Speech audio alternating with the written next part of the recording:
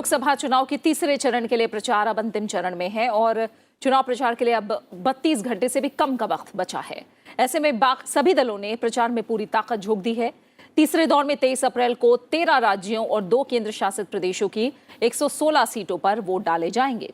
तीसरे चरण में गुजरात की 26, केरल की 20, महाराष्ट्र और कर्नाटक की 14 सीटों पर, उत्तर प्रदेश की 10, छत्तीसगढ़ की 7, ओडिशा की 6, पश्चिम बंगाल और बिहार की 5, असम की 4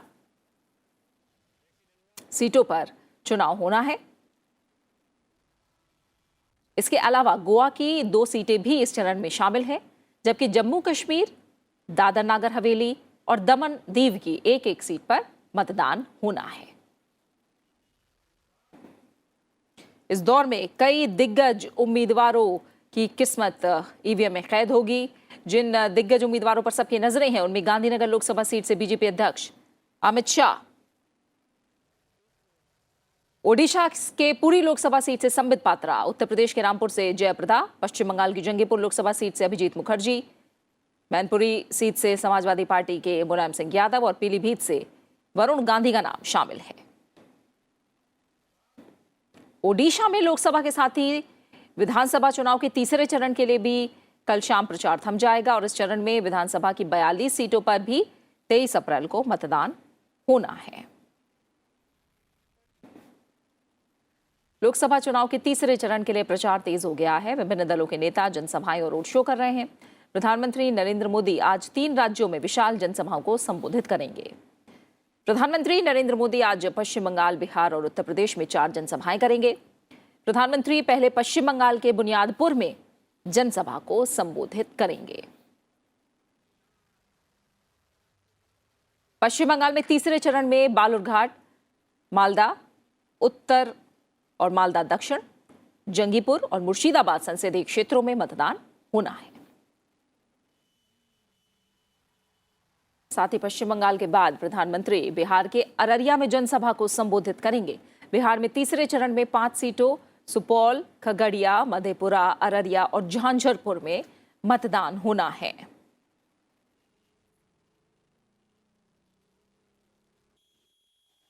बिहार के बाद प्रधानमंत्री उत्तर प्रदेश का दौरा करेंगे, जहां वो एटा और बरेली में जनसभा में हिस्सा लेंगे। प्रधानमंत्री उत्तर प्रदेश के एटा में बीजेपी उम्मीदवार राजवीर सिंह और बरेली में केंद्रीय मंत्री संतोष कुमार गंगवार के पक्ष में प्रचार करेंगे। तीसरे चरण में मुरादाबाद, रामपुर, संभल, फिरोजाबाद, मैनपुरी, एटा, बदायूं, आंवला, बरेली और पीलीभीत सीट पर वोट डाले जाएंगे। तीसरे चरण का मतदान 23 अप्रैल को होगा।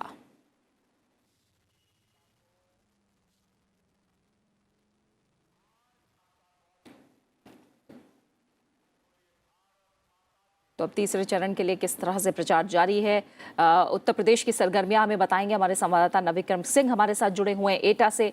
साथ ही हमारे साथ गुजरात से जुड़े हमारे संवाददाता रवीन सिंह शुरान। नविक्रम, पहले आपका रुख करें तो आज प्रधानमंत्री नरेंद्र मोदी एटा में जनसभा में हिस्सा लेंगे, बरेली में भी चुनाव प्रचार करेंगे। अगर एटा की बात करें जहां मौजूद हैं, तो 2014 में यहां से प्रदेश के पूर्व मुख्यमंत्री कल्याण सिंह के बेटे राजवीर सिंह बीजेपी के टिकट पर जीते और इस बार भी वो ही प्रत्याशी हैं और प्रचार करते आज प्रधानमंत्री भी नजर आएंगे। किस तरह की हलचलें हैं?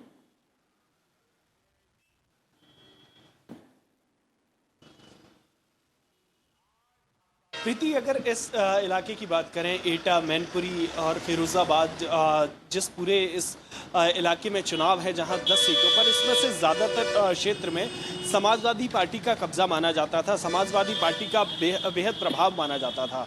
और मैनपुरी में ख़ास तौर पर मुलायम सिंह यादव वहां से चुनाव लड़ रहे हैं। वहां से मुलायम सिंह यादव और मायावती की जो कल साझा रैली हुई, वहां पूरे इलाके को संदेश देने की कोशिश की गई कि जो वोट है, जो सपा और बसपा का वोट है, वो एकजुट हो।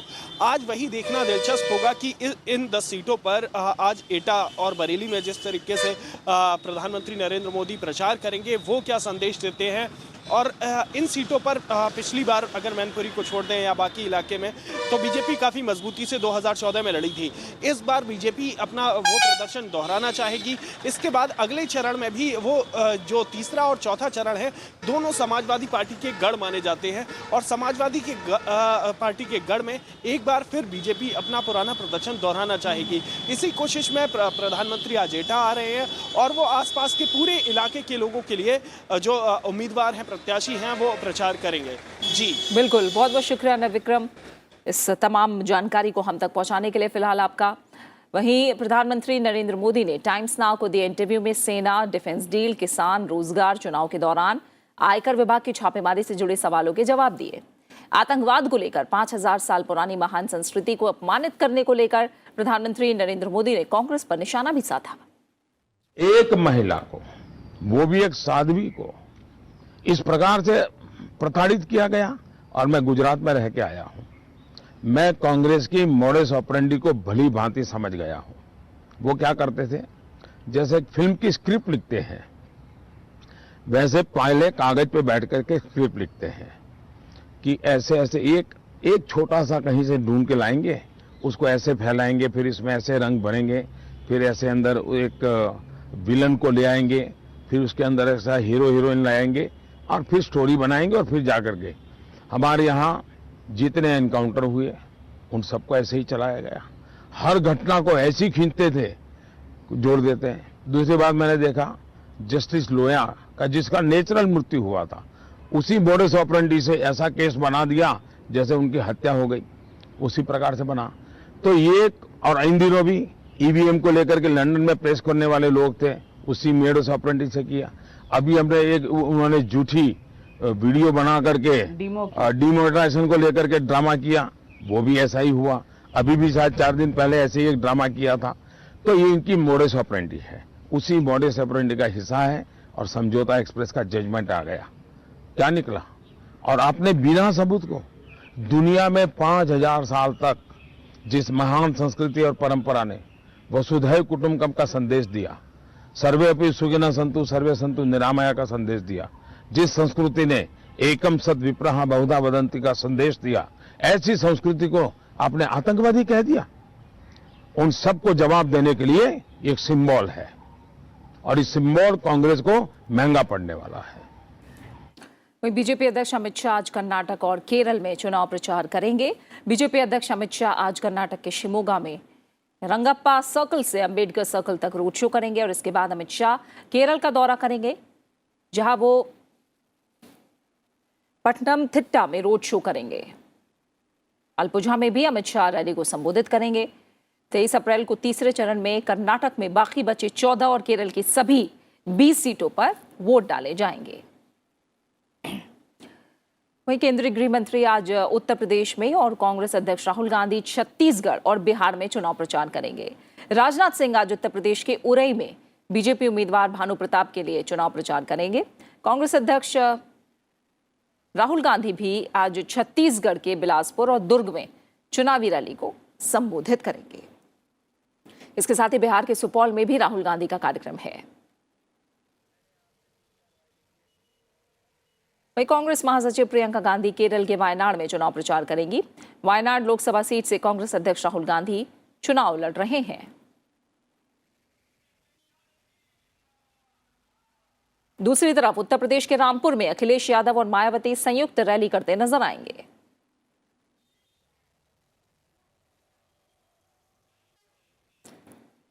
तो तीसरे चरण में गुजरात में चुनाव होना है, जहां मौजूद है हमारे संवाददाता रविंद्र सिंह शोरान।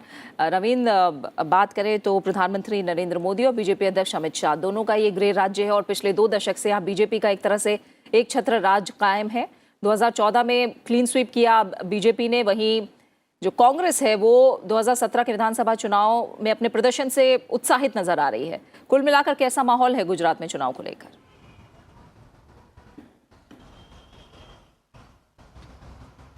जी देखिए, गुजरात प्रीति बीजेपी के लिए बहुत लंबे समय से बड़ा महत्वपूर्ण राज्य रहा है। गुजरात की जो गांधीनगर सीट है उसको बीजेपी के तमाम वरिष्ठ नेता हैं, जिनमें पूर्व प्रधानमंत्री अटल बिहारी वाजपेयी, पूर्व गृह मंत्री, पूर्व उप प्रधानमंत्री लाल कृष्ण आडवाणी और अब बीजेपी के राष्ट्रीय अध्यक्ष अमित शाह वहाँ से लड़ रहे हैं। इस तरह के बड़े नेता, और गुजरात स्टेट से ही नेता प्रतिपक्ष राज्यसभा में अरुण जेटली भी गुजरात स्टेट से जीत करके राज्यसभा में जाते रहे हैं। तो इस लिहाज से गुजरात बेहद महत्वपूर्ण है बीजेपी के लिए, ख़ास तौर पर पिछले 2 दशक के करीब से जब से सरकार यहाँ पर है बीजेपी की, जी लगातार बीजेपी हर विधानसभा चुनाव को यहाँ बड़े आसानी से जीतती आ रही है। गुजरात का जो मॉडल पूरे देश में, पिछले 2014 में प्रधानमंत्री जब उम्मीदवार थे नरेंद्र मोदी बीजेपी की तरफ से, एनडीए की तरफ से, तब उन्होंने इस पूरे गुजरात मॉडल के विकास का प्रचार किया था और उसी की वजह से एक बड़ी भारी जीत पूरे देश में उनको मिली थी। उसी जीत को दोहराने के लिए एक बार फिर से लगातार यहाँ पर कोशिश की जा रही है। 2014 में जिस तरीके से 26 सीटें जीती थी, उसी तरह से इस बार भी उन्हीं समीकरणों को दोहराते हुए एक बार फिर से क्लीन स्वीप की तैयारी और कोशिशें बीजेपी लगातार यहां पर कर रही है। बिल्कुल, लेकिन बिल्कुल। जिस तरीके से 2017 में जो विधानसभा चुनाव हुआ, उसमें कांग्रेस को कुछ सफलता मिली थी, करीब 75 सीटों पर उनको चुनाव में जीत मिली थी, और खास तौर पर जो ग्रामीण क्षेत्र है, जहां पर कुछ फार्मर अनरेस्ट था या फिर कुछ जातिवादी यानी संगठनों एक तरह ने से अपने आरक्षण के देखेंगे लिए, तो बीजेपी और जो कांग्रेस बातें दोनों ही दावा कर रहे हैं कि उनका प्रदर्शन गुजरात में पहले से बेहतर होगा। तो देखना होगा कि किस तरह से यहाँ चुनावी माहौल आगे उसे लेकर सरगर्मियां बढ़ती हैं। फिलहाल बहुत बहुत शुक्रिया आपका रविंद्र, इस जानकारी को हम तक पहुँचाने के लिए। वहीं कांग्रेस महासचिव प्रियंका गांधी ने कल उत्तर प्रदेश में चुनाव प्रचार किया। प्रियंका गांधी ने कल कानपुर में रोड शो किया। कांग्रेस महासचिव ने घंटाघर से रोड शो की शुरुआत की। कानपुर के कांग्रेस उम्मीदवार श्री प्रकाश जायसवाल के लिए उन्होंने प्रचार किया। प्रियंका गांधी ने इससे पहले राज बब्बर के लिए भी रोड शो किया था। और इस दौरान हमारे संवाददाता कृष्ण मोहन शर्मा ने प्रियंका गांधी के रोड शो का जायजा लिया। कांग्रेस महासचिव प्रियंका गांधी का रोड शो आप देख सकते हैं कि साथ में बैठे हैं श्री प्रकाश जायसवाल। श्री प्रकाश जायसवाल यूपीए में गृह राज्य मंत्री रह चुके हैं और फिर से जनता से वोट मांग रहे हैं, और इस माफीनामे के साथ कि अगर उनसे कोई गलती पिछली सरकार में हो गई होगी तो उसे माफ कर दीजिए और फिर से एक बार काम करने का मौका दीजिए। लोग भी इसे स्लोगन लगा रहे हैं कि अगर कांग्रेस सत्ता में आएगी तो न्याय होगा। प्रियंका गांधी को आप जिस तरह से देख सकते हैं कि लोगों का अभिवादन स्वीकार कर रही हैं, फूल का माला अपने हाथों में ले रही हैं, बदले में फूल का माला उनको दे रही हैं और लोगों से यही कह रही हैं कि वोट देने जरूर जाइएगा और कांग्रेस को वोट दीजिएगा। कैमरा पर्सन प्रसन्न कर्माकर के साथ कृष्ण मोहन शर्मा, राज्यसभा टेलीविजन। पश्चिम बंगाल और ओडिशा की सत्तारूढ़ पार्टियों पर हिंसा करने का आरोप लगाते हुए बीजेपी ने कल चुनाव आयोग से स्वतंत्र और निष्पक्ष चुनाव के लिए अतिरिक्त केंद्रीय बलों की तैनाती और सीसीटीवी कैमरे लगाने जैसे उपाय करने की अपील की है। बीजेपी ने मुख्य चुनाव आयुक्त को अलग अलग मुद्दों से जुड़े 3 ज्ञापन सौंपे हैं। बीजेपी ने आयोग से अनुरोध किया कि पश्चिम बंगाल में लोकसभा चुनाव के बचे हुए चरणों में सुचारू ढंग से मतदान संपन्न कराने के लिए केंद्रीय अर्धसैनिक बलों की तैनाती हो और सीसीटीवी कैमरे लगाए जाएं। पश्चिम बंगाल में दूसरे चरण के मतदान के दौरान नादिया जिले के नोडल मतदान पदाधिकारी अर्णब राय लापता बताए जा रहे हैं। गुरुवार को विप्रदास चौधरी पॉलिटेक्निक कॉलेज में उनकी पोलिंग ड्यूटी लगाई गई थी। 18 अप्रैल को चुनाव ड्यूटी के दौरान दोपहर लंच के बाद से उनका कुछ पता नहीं चल पाया। उन पर ईवीएम और वीवीपैट मशीन की अहम जिम्मेदारी थी। फिलहाल पुलिस ने इस मामले की जांच शुरू की है।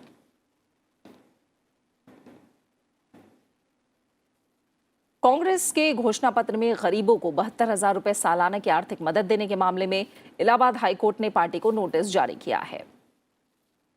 कोर्ट ने पूछा है कि इस तरह की घोषणा वोटरों को रिश्वत देने की कैटेगरी में क्यों नहीं है। यह भी कहा गया है कि क्यों ना पार्टी के खिलाफ पाबंदी और दूसरी कोई कार्रवाई की जाए। कोर्ट ने इस मामले में चुनाव आयोग से भी जवाब मांगा है। कांग्रेस और चुनाव आयोग को जवाब दाखिल करने के लिए 2 हफ्ते का समय दिया गया है। याचिकाकर्ता की ओर से कहा गया है कि इस तरह की घोषणा रिश्वतखोरी और वोटरों को प्रभावित करने की कोशिश के समान है। कांग्रेस ने घोषणा पत्र में गरीबों को 72,000 सालाना देने का वादा करके मतदाताओं को प्रलोभन दिया है। यह आचार संहिता का उल्लंघन है।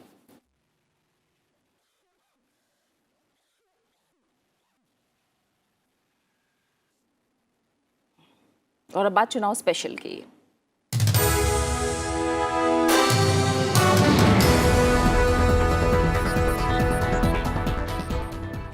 उत्तर प्रदेश के 80 संसदीय सीटों में फिरोजाबाद लोकसभा सीट बेहद चर्चित सीटों में शुमार है और हर किसी की नजर इस सीट पर रहेगी क्योंकि यहां पर चुनावी लड़ाई चाचा भतीजे के बीच होने वाली है। समाजवादी पार्टी के सांसद अक्षय यादव एक बार फिर फिरोजाबाद से अपनी किस्मत आजमा रहे हैं, जिन्हें चुनौती चाचा शिवपाल सिंह यादव से मिल रही है। वहीं बीजेपी भी इस सीट पर जीत के लिए पूरा जोर लगा रही है। चूड़ियों के शहर के नाम से मशहूर फिरोजाबाद का हाल बता रहे हैं हमारे संवाददाता नवविक्रम सिंह। आज अपने चुनावी सफर में आपको लिए चलते हैं फिरोजाबाद। मुलायम सिंह यादव घराने की परंपरागत सी सीट बन चुके फिरोजाबाद में इस बार मुकाबला दिलचस्प है। चाचा भतीजे ही आमने सामने हैं। बीजेपी की मौजूदगी इस मुकाबले को त्रिकोणीय बना रही है। तो आइए जानते हैं यहाँ की जनता से कि किस तरीके का मिजाज है यहाँ के सियासी समीकरणों का, साथ ही उनकी क्या समस्याएं हैं। तो सफर करते हैं फिरोजाबाद का।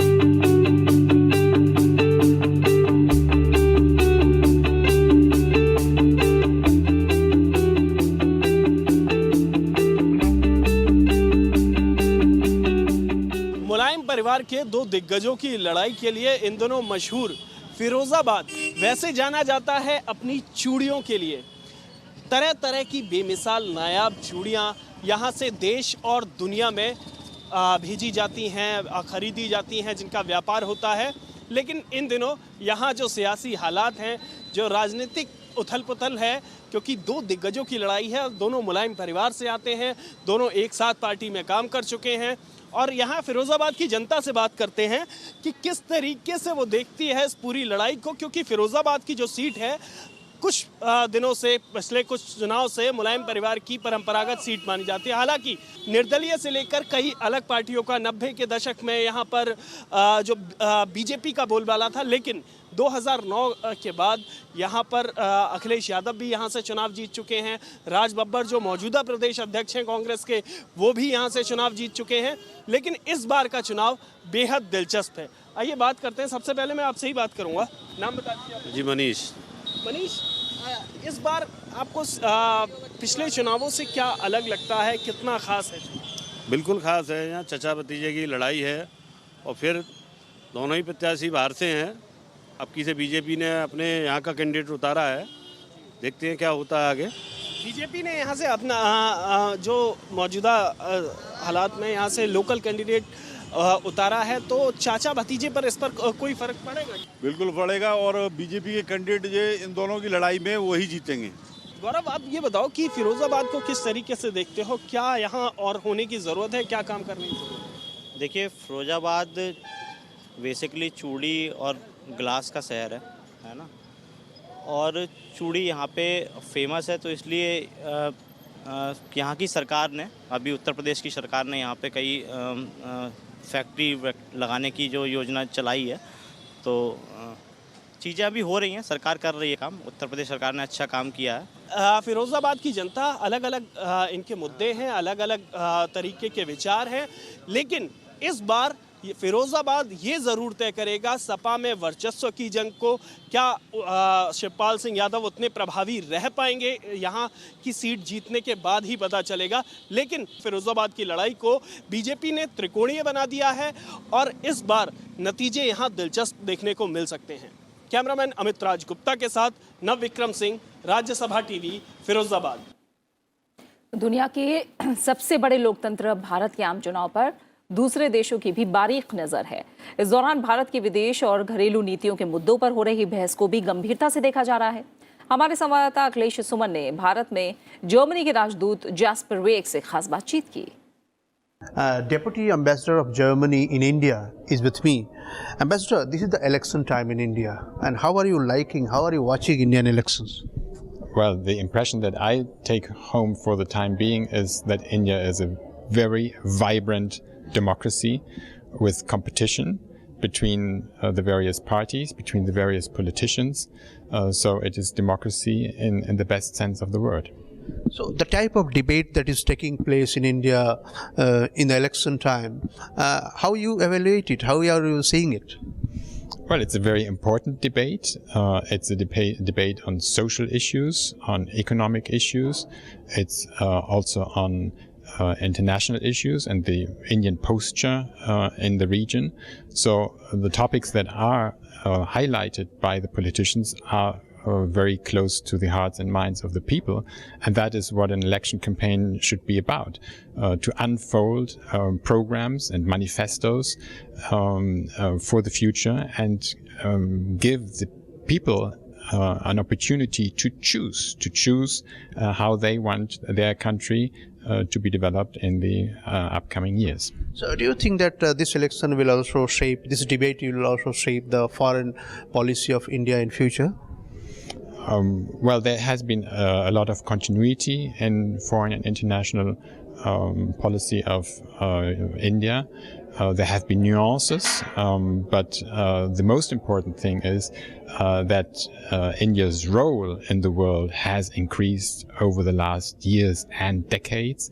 And of course, this entails new responsibilities. And that's for us the great news, if I might say so, that with India we have a partner that is becoming stronger and stronger, a partner with whom we can tackle international challenges, global challenges in a much more effective way than this would have been possible decades ago.